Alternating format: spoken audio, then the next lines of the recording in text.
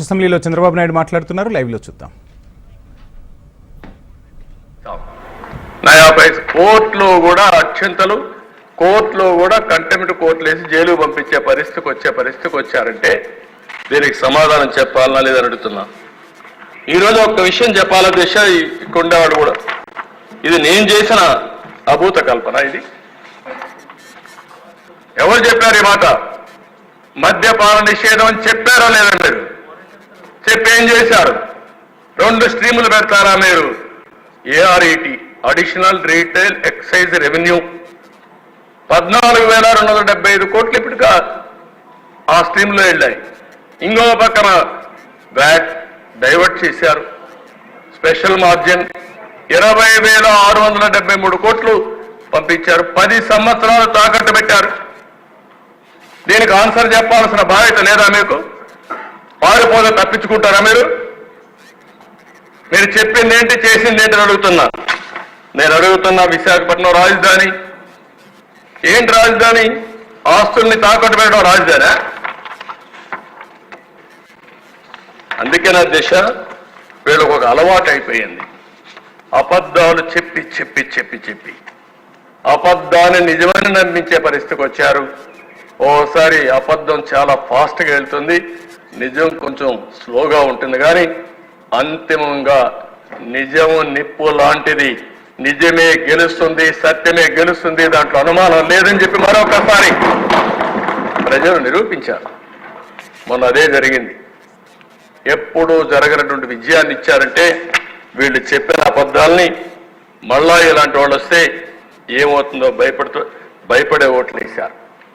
మాట్లాడితే మదనపల్లిలో sub collector office తగలబెడితే అక్కడ ఏవైతే 22A ఫైల్స్ ఉన్నాయో అవన్నీ కూడా తగలబెట్టి డెస్ట్రాయ్ చేయాలని పరిస్థితి వస్తే దాన్ని ఎంక్వైరీ చేస్తే తప్ప.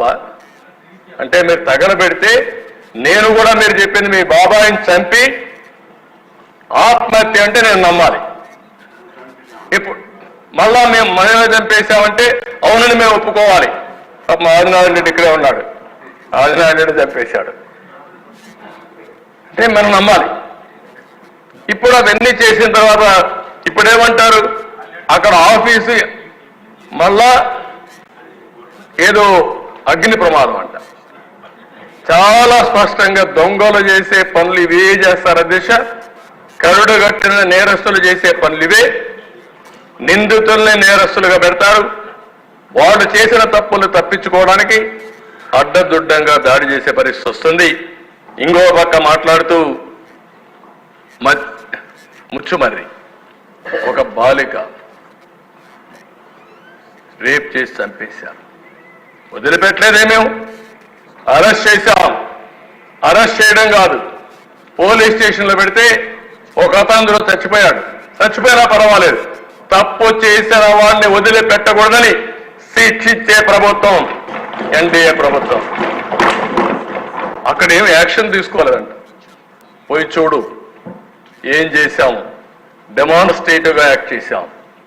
ఎప్పుడైనా ఆడబిడ్డ మీద దాడి జరిగితే మీ 5 ఏళ్లలో ఒక్కరోజు ఒక చర్య ఉందా అని అడుగుతున్నాం అధ్యక్ష. ఎప్పుడు కూడా ఒక్క చర్య కూడా లేని పరిస్థితి వచ్చింది. ఏదో రైతుల ఆదాయం పెరిగిపోయిందని మాట్లాడుతున్నారు. ఏం పెరిగిపోయిందంటే ఆదాయం? ఏం ఒరిగిపోయిందంటే రైతులకి? నేను GSTPలో చాలా క్లియర్గా చూపించాను. రైతులకు వ్యవసాయంలో వచ్చే GSTP తగ్గిపోయింది, రైతుల ఆదాయం తగ్గింది, రైతుల ఆత్మహత్యలు పెరిగాయి. దేశంలోనే ఎక్కువ అప్పుండే రైతాంగం మన రాష్ట్రంలో ఉండే పరిస్థితి వచ్చింది అధ్యక్ష. ఇలాంటి చాలా ఉన్నాయి. ఏదేమైనా నేను సభ్యులందరినీ ఒకటే కోరుతున్నా, ఇవన్నీ మన ప్రజల్లోకి తీసుకెళ్దాం. మీరు చెప్పింది కూడా కొంతమంది ఎంక్వైరీ కూడా చేయమన్నారు, వేరియస్ ఎంక్వైరీస్. కానీ దీన్ని నేను ఎప్పుడు కూడా పొలిటికల్ విక్టిమైజేషన్ నా జీవితంలో ఎప్పుడూ లేదు. కానీ తప్పు చేసిన వాళ్ళు కావాలని తప్పించుకుని సమాజానికి ఒక సవాలుగా తయారైతే మాత్రం వదిలిపెట్టే సమస్య ఉండదు. న్యాయం ధర్మం కోసం ప్రజలు ఎన్నుకున్నారు. ఆ న్యాయం ధర్మాన్ని కాపాడడానికి సర్వ విధాల ప్రయత్నం చేస్తానని చెప్పి మీకు అందరికీ తెలియజేసుకుంటూ నేను మళ్ళీ అడుగుతున్నా ఈ సభ ద్వారా, ఏ మాత్రం విశ్వసనీయత ఈ వైఎస్ఆర్ కాంగ్రెస్ పార్టీకి ఉంటే అది ఒక రాజకీయ పార్టీగా ఉండాలనుకుంటే 36 పేర్లు పంపించండి. 36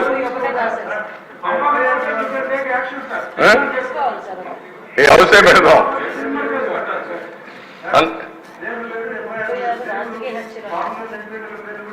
ఆ పేర్లు ఇస్తే దానిపైన మన పేర్లు అట్ట కదా ఎఫ్ఐఆర్ లో ఉంటుంది కదా, ఎఫ్ఐఆర్ కూడా ఇమ్మంటాం వాళ్ళని, వాళ్ళు కూడా ఎఫ్ఐఆర్ కూడా ఇమ్మంటాం. 36 మంది పేర్లు, అదే 36 రాజకీయ హత్యలు ఎఫ్ఐఆర్లు కూడా ఇమ్మని డిమాండ్ చేస్తున్నా. అది ఇచ్చిన తర్వాత తెలుస్తుంది. అంటే అధ్యక్ష చాలా జీవితాంతం అబద్ధాలు చెప్పి అబద్ధాల పునాదులపైన పార్టీ పెట్టి ఆ అబద్ధాలపైన బతికి ప్రజల్ని మోసం చేసిన వాళ్ళు ఇవన్నీ మాట్లాడుతూ ఉంటారు. అధ్యక్ష నా స్థాయికి నేను మాట్లాడకూడదు అనుకున్నారు, కానీ నేను మాట్లాడకపోతే కూడా హిస్టారికల్ మిస్టేక్ అవుతుందనే ఉద్దేశంతోనే I want to straight the record. లేకపోతే నేను మాట్లాడేవాడుగా నా జీవితంలో ఎప్పుడు నేను ఇవన్నీ మాట్లాడలేదు. ఆ రోజు ఉండే నాయకులు హుందాతనంగా బిహేవ్ చేశారు. ఇక్కడ హుందానే లేదు, పద్ధతి లేని వాళ్ళు వచ్చారు. అలాంటి వాళ్ళు వచ్చినప్పుడు ప్రజాస్వామ్యానికే కాదు సమాజానికే చాలా ప్రమాదం దిశ. అందుకే నేను కోరుతున్నా, చేసిన డ్యామేజ్ చాలా చేశారు, కానీ మనందరి మీద బాధ్యత ఉంది. వాళ్ళు చేశారు కాబట్టి మేమేం చేయలేమంటే మనల్ని ప్రజలు అప్రిషియేట్ చేయరు. ఒక పక్క వాళ్ళ ఎండగడుతూనే ఒక పక్క తప్పుల్ని ఖండిస్తూ శిక్షిస్తూ అదే సమయంలో ప్రజలకు మనం ఇచ్చిన హామీలు నిలబెట్టుకోవడానికి రాత్రింబగళ్ళు పనిచేస్తాం. ఈ చర్చలు కూడా 7 పేపర్లని రాష్ట్రం మొత్తం చర్చిద్దాం, వాళ్ళ ఐడియాస్ కూడా తీసుకుందాం. మీరు కూడా మీ ఆలోచనలు ఇవ్వండి. మీ ఆలోచనలని తీసుకుని మనం ఎంత తొందరగా వీలైతే అంత తొందరగా ఆర్థిక వ్యవస్థని రివైజ్ చేస్తాం. చెప్పిన హామీలన్నీ సిఏజీ ఆడిట్ కూడా కొన్ని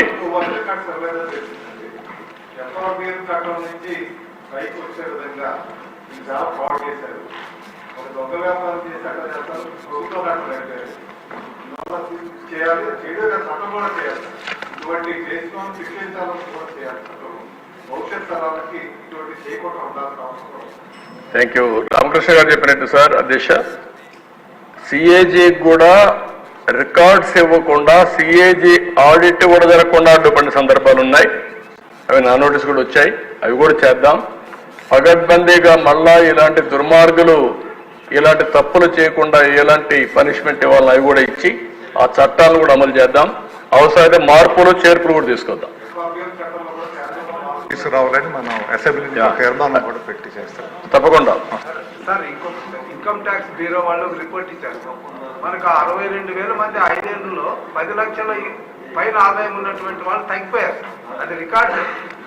అంటే మీకు ఒక్కటి కాదు, విధ్వంసంలో చాలా జరిగింది, దాంట్లో సెకండ్ థాట్ లేదు. కానీ మనం కూడా ఒకటి విధ్వంసం ఎస్టాబ్లిష్ చేయడం, దీనికి పగడ్బందీగా ఒక చట్టాలని ఏ విధంగా తీసుకురావడం.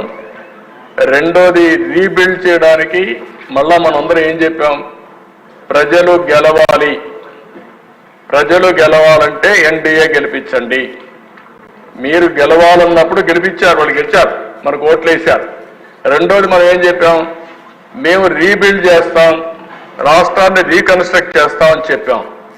అది చేసినప్పుడు ఇలాంటివన్నీ కూడా కరెక్ట్ చేసి మనం చేయాల్సిన బాధ్యత మన మీద ఉంది. మీరందరూ ఆలోచించుకొని రండి. మళ్ళీ 2 నెలల్లో మనం సమావేశం అవుతాం. రెగ్యులర్ బడ్జెట్ వచ్చినప్పుడు అన్ని విషయాలు మాట్లాడదాం. అంత లోపల మిమ్మల్ని అందరినీ ఇన్వాల్వ్ చేసే కార్యక్రమాన్ని కూడా నేను ఆలోచిస్తాను. మీ అందరి ఆలోచనలు తీసుకుని రాష్ట్ర పునర్నిర్మాణం కోసం తప్పులు చేసిన వాళ్ళని శిక్షించడానికి కూడా ఏమేం చేయాలనో ఐడియాస్తో మీరు ముందుకు వస్తే అవి కూడా చేస్తామని చెప్పి మీ అందరికీ తెలియజేసుకుంటూ మరొకసారి ఒక మంచి చర్చ జరిగింది అధ్యక్ష. అందరికీ బాధ ఉంది, ఆవేదన ఉంది.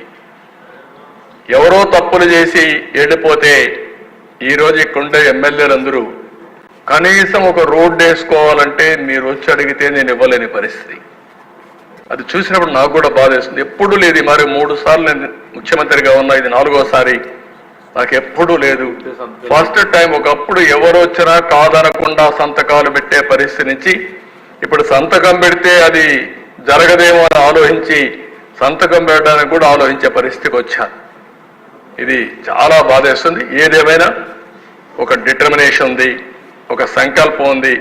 తప్పకుండా మళ్ళీ దీన్ని సరిదిద్దామనే నమ్మకం నాకుందని చెప్పి తెలియజేసుకుంటూ, చేస్తామని చెప్పి తెలియజేసుకుంటూ, ప్రజలు పూర్తిగా అవగాహన చేసుకోండి, సహకరించమని ప్రజలందరూ కోరుకుంటూ మీ దగ్గర సెలవు తీసుకుంటున్నాను. ప్లీజ్ కూర్చోండి. సభ్యులందరికీ కూడా గమనికండి. 28వ 123వ 12వ నెంబర్ గల ప్రశ్నలు ఉపసంహరించుకోవడం జరిగింది. 67వ ప్రశ్న 74వ ప్రశ్నకు సమాధానం చెప్పినట్టుగా భావించవలను.